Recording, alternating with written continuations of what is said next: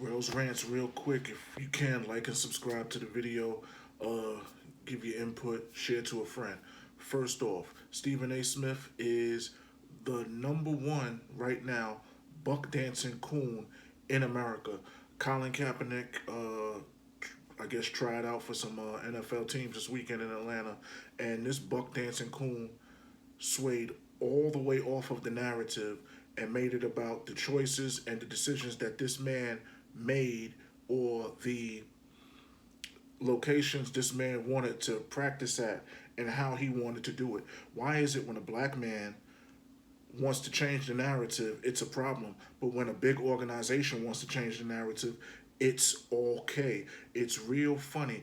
This dude talked about everything except how he performed in his practice. It doesn't matter if he wanted to stream it live on YouTube. It doesn't matter if he didn't want to go to the Falcons training camp. It doesn't. All of that stuff doesn't matter. And the problem is with this sort of narrative, it has to be a black buck dancing coon to be the most vocal about something about this man in a negative light. It makes no sense. It's like, okay, do you work for, what does he work for, ESPN or First Take or whatever? Or do you work for the NFL? You see what I'm saying? It's like he went out there to practice, to show what he can do because he's been laid off for 3 years because he stood for something. It would be appreciative if this buck dancing coon, Stephen A. Smith, would stand for something and bring to attention the misjustice, the mistreatment of African Americans in this country when it comes to police brutality. Because unlike Colin Kaepernick, when he had a job on the San Francisco 49ers, you only saw him once a week, and that was during the daggone game. But we see this daggone fool damn near 5 days out the week, and he doesn't talk about this shit.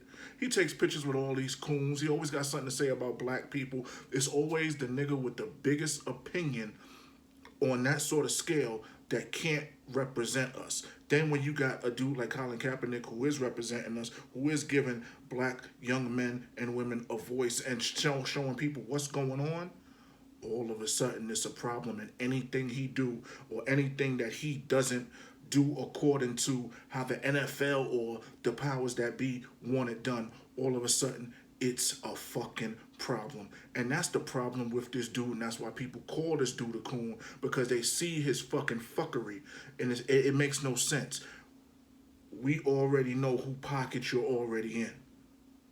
It don't matter what you say on First Take on Monday or whatever fucking show he's on. People done been lost respect for this dude. He just has a job because he's the fucking Al Sharpton and a Jesse Jackson for the sports black community. And he's going to say some shit that's going to be like some TMZ publicity stunt shit to get people all riled up. But at the end of the day, never said anything about how he worked out. And then you got social media and TMZ saying, oh, he didn't show up, he didn't do this, he didn't do that. Who the fuck are these people to say that? They don't know. Most of these people that saying this shit ain't never played a sport in their life or even been on in a sport on that level.